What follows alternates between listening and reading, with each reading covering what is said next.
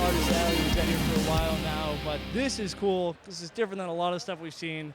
Not a lot of superheroes here, not a lot of capes, masks, or anything like that. I'm here with Neil. Neil, tell us a little bit about what you do. Okay, yeah, this is a comic that I originally created for the web, but I started doing printouts for conventions. It's a comic that in a functional sense sort of plays out in these vignettes, these little individual stories. I describe it as my existential crisis played out for your enjoyment, hopefully enjoyment. So all the vignettes are different. Some are sort of very plot-driven. Some are more observations, but it's all the same universe. It's the same world. There's actually a central conflict that arises out of the non-linear craziness. Very cool. How did you get started in all this? Not necessarily this comic, but how did you get into the comics and online stuff and now printouts? I've been drawing since I was 5, and about 2 years ago, a year and a half ago, I was reading Love and Rockets by Jamie Hernandez, just the greatest thing in the universe. And I just looked at it and I was like, how come I'm not doing comics?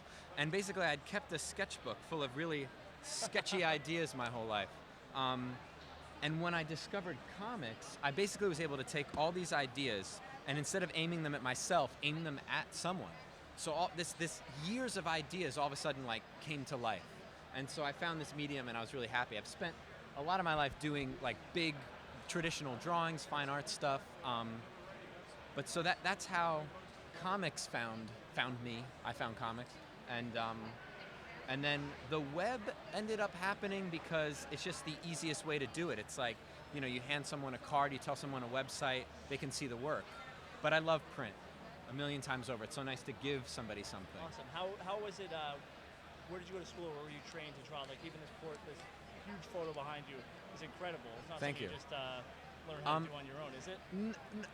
Well, I've been drawing since I was 5. I used to make maps. I was always really interested in like informational art or functional art. A piece of art that you actually put in your pocket, you fold it up, you did something with it. So a lot of these are interactive. This has like a perforated bookmark on it.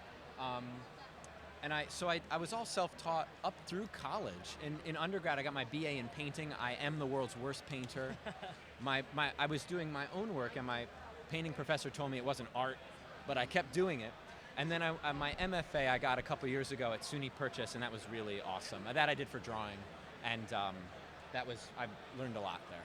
Very cool. Is there anything that you were able to see here that not at your booth that really caught your eye since you've been at the con? I mean, I'm basically here looking at all the things that I can't do.